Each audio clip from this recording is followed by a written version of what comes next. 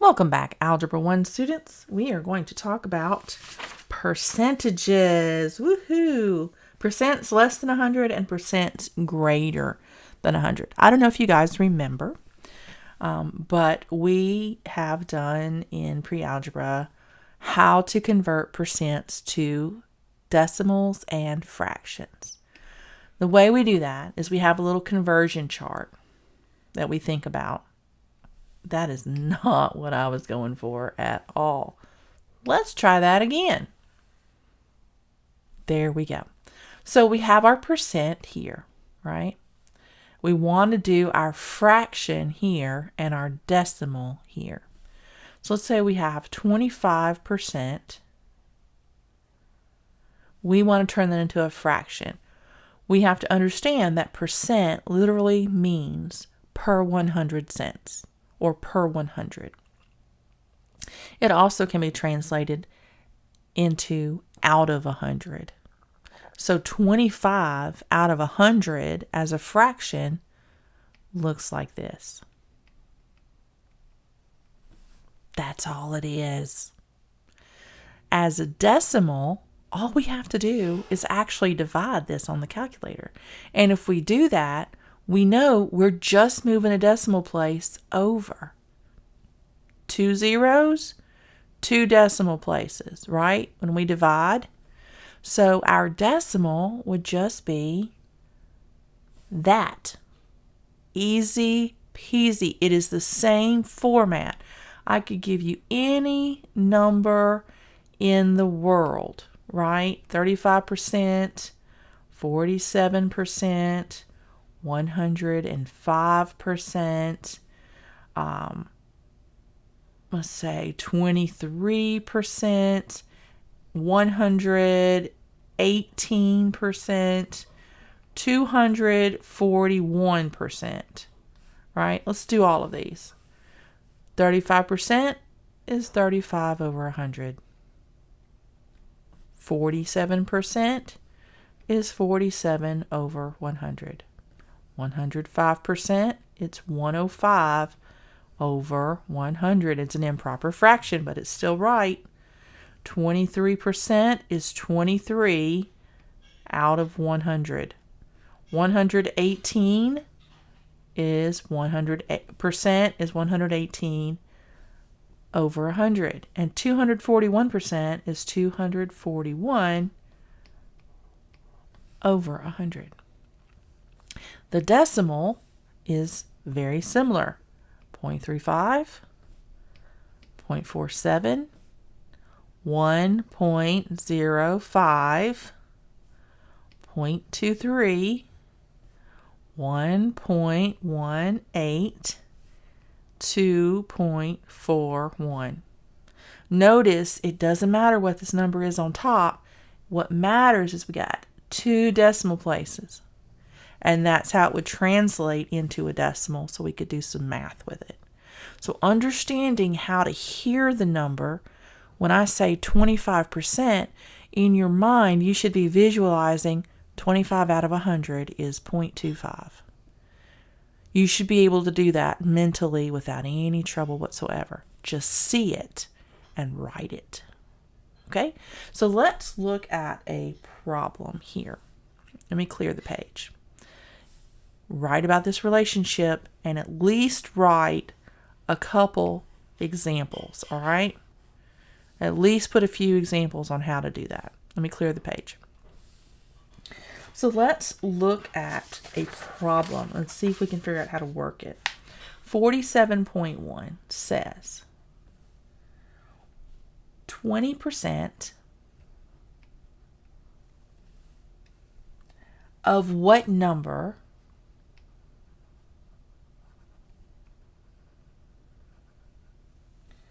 is 15? We know that of means multiplication.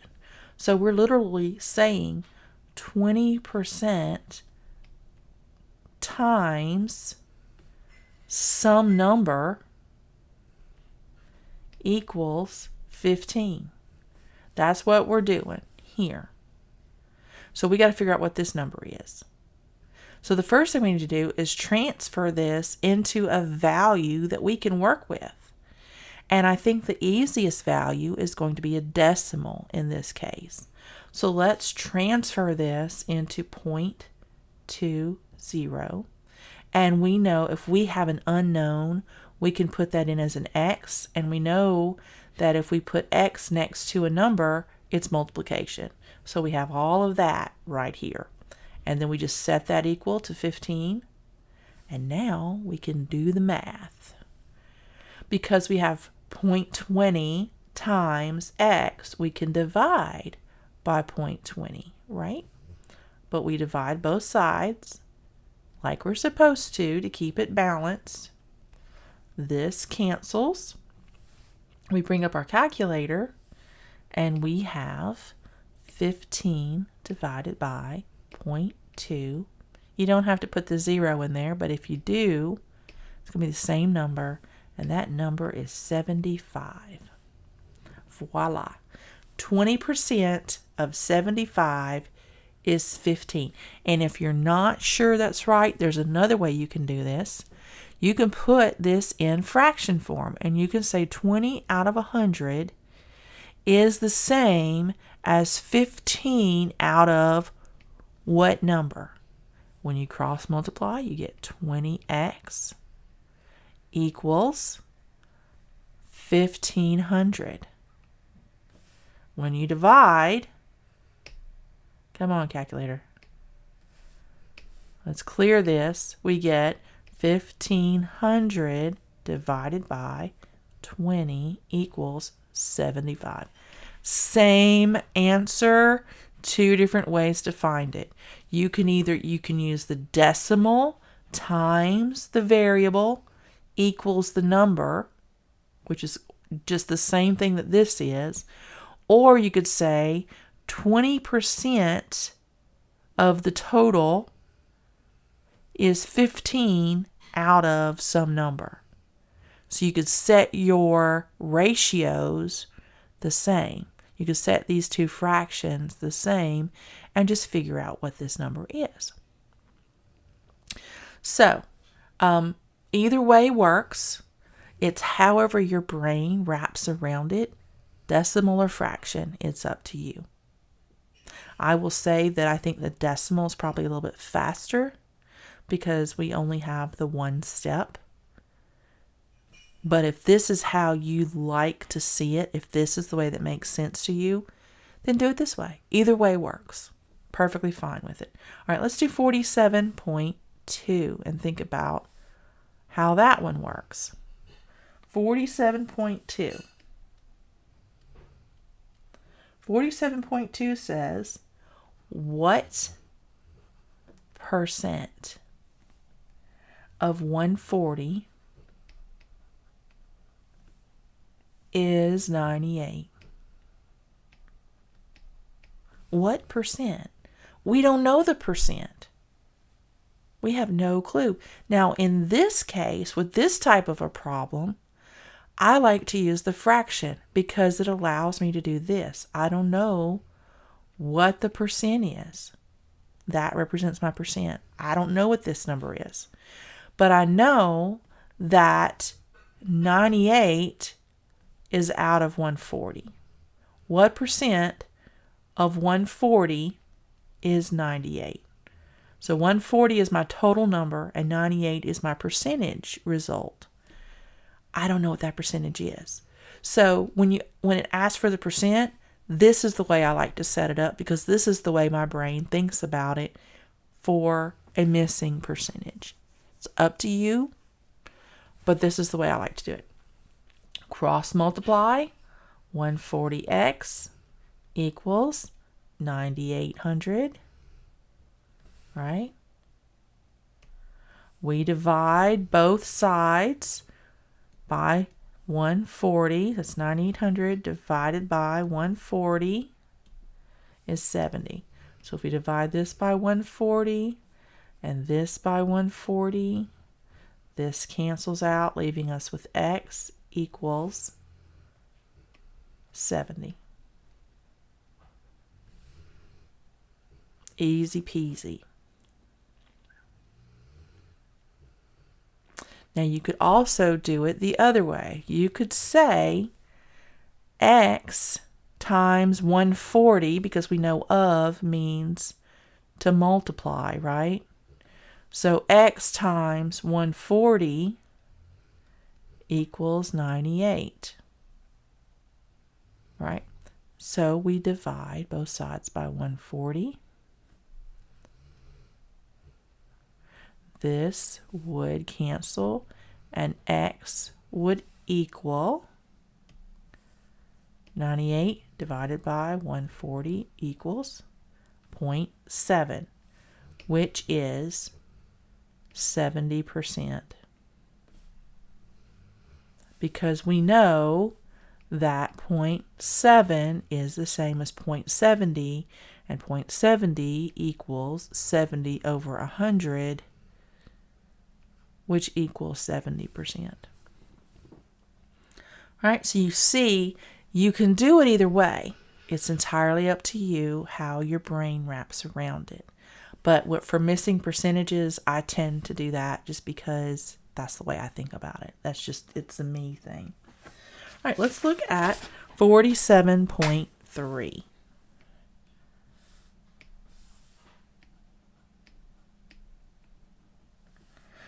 We have 15% of 300 is what number? So 15% of 300 is what number?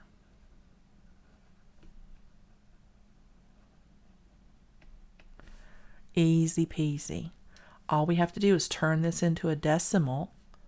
0.15 times 300 equals x.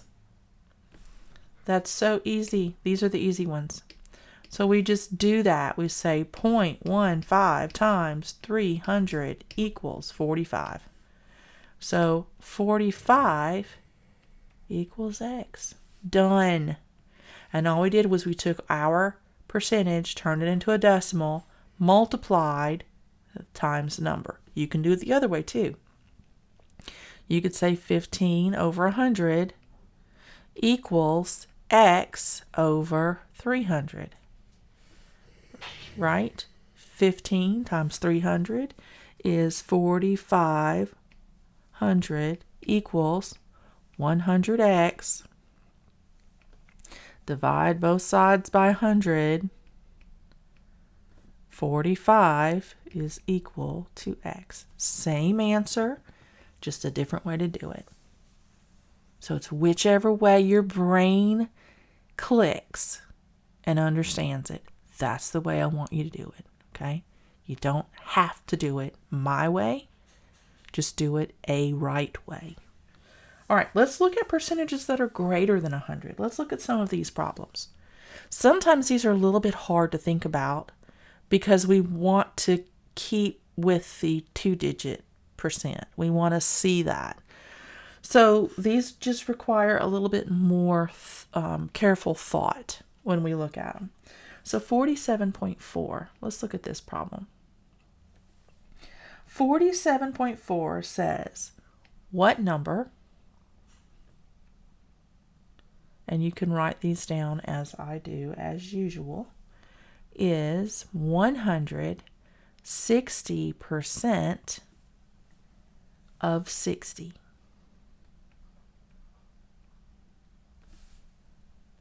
What number is 160% of 60? If you use your formula and you know what these words mean, what number is x? Is equal.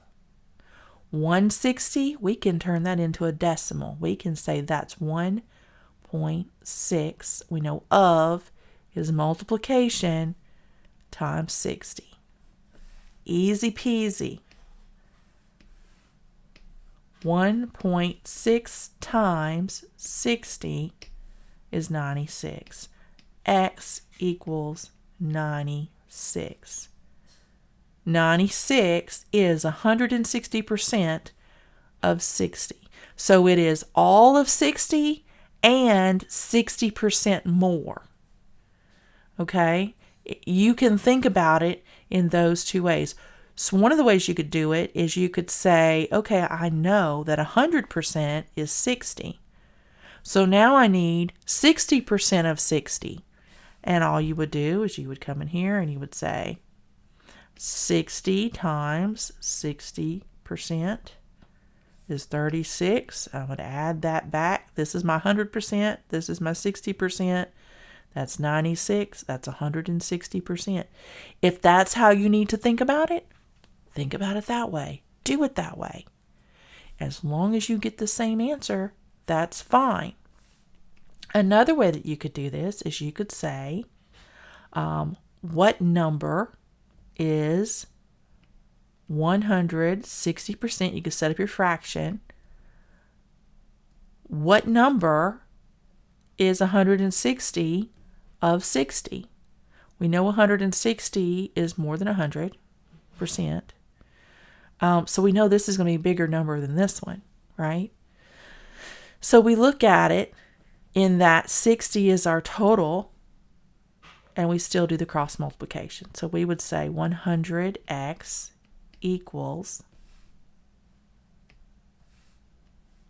160 times 60 is 9,600. Divide both sides by 100. This cancels. X is equal to 96. All three ways, you were able to get the same answer. Remember this one up here, we just told ourselves, well, this is 100%. And then we used our calculator to find that this was 60% of 60, and we added it back to our total. It's however you need to think about it. Okay, let's look at 47.5. Let's clear the page. So let's see. Yeah, we have this one and one more. Now listen to the words because sometimes they're a little bit tricky. If 75 is increased by 150%. Hang on. I had to cough for a second. Sorry. What is the result? All right, so let's think about this for a second. If 75 is increased by 150%, 75 is 100% of our original number. And yet, we want to add another 150%. That's 250% that we're looking for. So we want 250% of 75. So we can set this up. And we can say 2.5 times 75. Or we could say 250 over 100 equals x over 75. Because we know that the 75 is 100%. 75 is 100%. And we want 250% total. Right? So if we do this, what do we get? 2.5 times 75 equals 187.5. If we do this, if we cross multiply, we get, let's look at this, we get 250 times 75 is 18750 equals 100x. Divide both sides by 100. This side cancels. And this side, you move the decimal 2 places in. 187.5 equals X. Same thing, same thing. Right? You could even do this the other way. You could say, okay, so I know 100% is 75. So I'm looking for 250, so another 75 is going to equal 100%. So now I need 50% of 75. And that's going to be 30 what? 75 divided by 2, 37.5. That's half. So 37.5 equals 50%, or half of 75. You add all that together, you get 187.5. Same number, same number. It's however you need to wrap your head around it. The hardest part of this type of problem is understanding that we have 100% right here. And we are adding to the 100% by this number. So it has to be written out 100% plus 150%, which would give you the 250. The biggest mistake y'all are going to make, because I've seen it before, is you're going to use this number instead of this number. So watch out for where it says if 75 is increased by, and know this is the 100% part that you're adding this to. Watch out for those words. All right, 47.6. Last one. What percent of 90 is 306? What percent of 90 is 306?